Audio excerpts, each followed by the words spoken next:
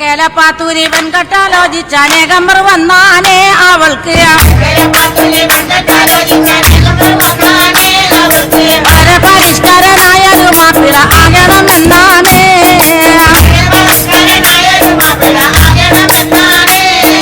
പൽപ്പും പണമില്ല എങ്കിലും പച്ച പരിഷ്കരനാകാനേ ദുരാകൾ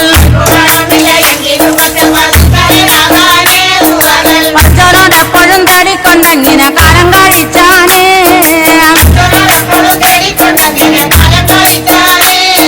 ചക്കുമ്മ പാടത്തിൽ കൊച്ചുണ്ണി കാക്കാനെ